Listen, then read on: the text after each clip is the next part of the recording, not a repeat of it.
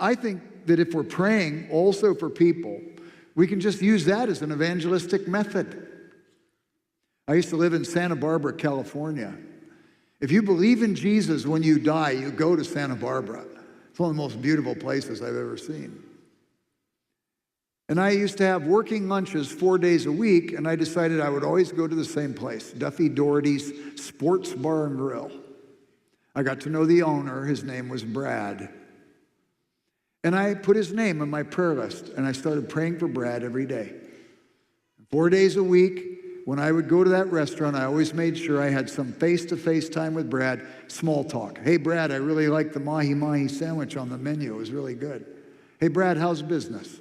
Hey, Brad, how are you doing? It's just small talk. 3 weeks passed, and I said to him, you know what, Brad? I pray for you every day.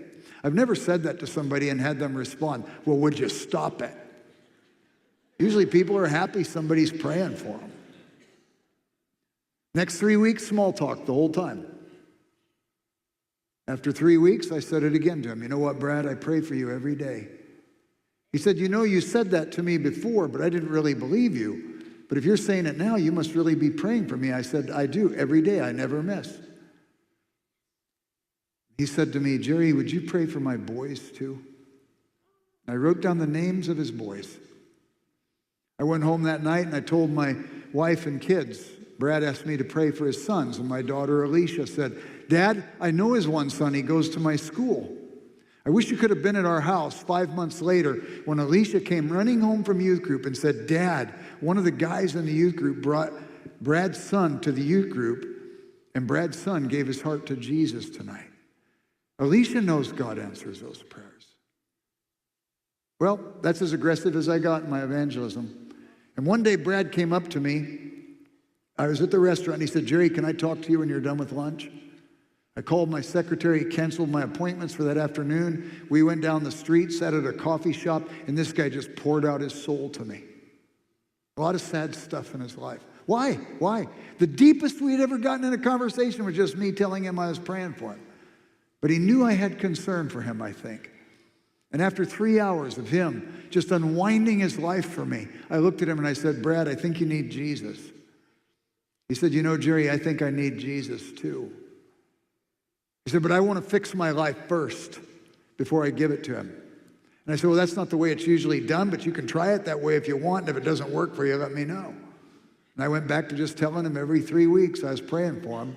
And about 6 months later, he called me up and he said, Jerry, my way's not working. He came to my office. I never saw anybody in my life use more Kleenex than Brad used to come to Jesus. It doesn't say anything in the Bible about you having to use any Kleenex, actually. And we started working on follow-up. There are people in your life who want to know. And you just begin with prayer and begin to share that with people. And all of us can do that. And then listen and wait for Jesus to show up and get to know him in his workplace. Now, I remember one time I was at home and I was praying and I said, Lord, there's somebody in my life, in my world, who I'm not noticing that I can share Jesus with. And I used to have Fridays off in those days. And just at that time, the garbage guy pulled up at my house. It was 10 in the morning.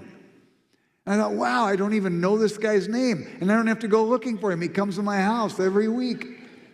So I wrote down garbage guy.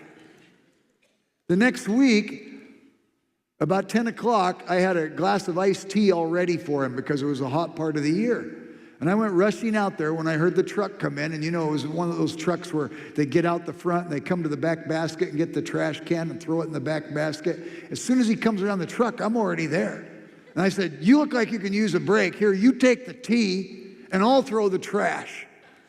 And this guy looks at me. I can see as I'm throwing the trash. And then he looks at the tea and wonders, is this safe to drink? He takes a little sip. It looks okay. I say, what's your name? He says, it's Mike. People, he has a name, Mike. I erased garbage guy, and I put Mike in my prayer list. And I just started praying for him, and that's the way it went. Every week at 10 o'clock, I'm out there with something cold to drink in the hot part of the year, something warm to drink in the cold part of the year, and one day he came by at noon. I said, Mike, it's a little bit late. Usually you come by earlier. By the way, he started to really like me. I knew it because I had small kids then, and he used to come and he would say, Jerry, I found this toy in the trash. It's a perfectly good toy. Somebody threw it away. I'll bet your kids would really like it. He used to bring me toys for my kids. So this one day he comes by at noon, and I said, hey, Brad, it's late. What's the deal? And he said, I had some trouble on my route. And I said, well, it's about lunchtime. Did you eat lunch yet? And he said, no. I said, you want me to make you a sandwich? And he said, sure. And he came in. I made him a sandwich. He changed his whole route after that and came by at noon every week after that. And I'd make him lunch every week. And we got to talking, and then there came the day when I was able to share the gospel with him. And you know what he told me? When he was a little boy, there was a woman in their neighborhood who loved on the children in that neighborhood, and she had a backyard Bible club, and he came to Jesus in the backyard Bible club, and then shortly after that, his parents moved away, and nobody ever followed him up. So we started doing follow-up Bible study together, and it wasn't long after that that he started going back to church with his wife and his own little kids. And then he got traded off the route, and I had a new guy, Mick, and I hadn't shared Jesus with him yet.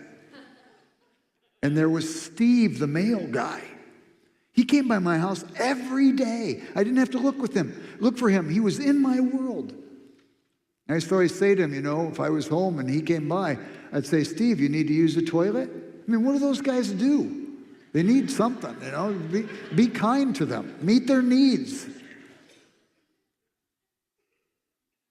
Finally, there was a day when I was able to share Jesus with Steve, and he came to Christ.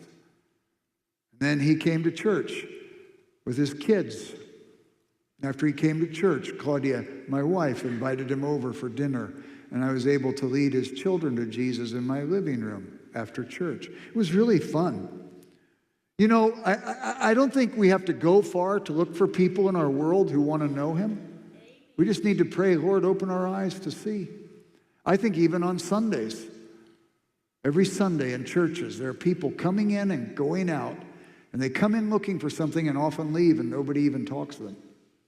You know, if a pastor made a seating chart for the church and said, okay, every Sunday you need to sit at the exact same place, we'd all rebel.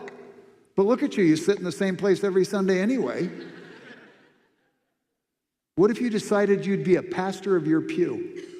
And if you ever saw somebody come in who didn't look like they usually were there, you made an attempt to greet them, make sure that they know about Jesus, and share the gospel with them. I can't tell you the number of people I've led to Christ in pews and churches. It's really a lot of fun. I had a woman at a church I used to pastor years ago. She came to me one Sunday and she said, Pastor, there's somebody sitting in my pew.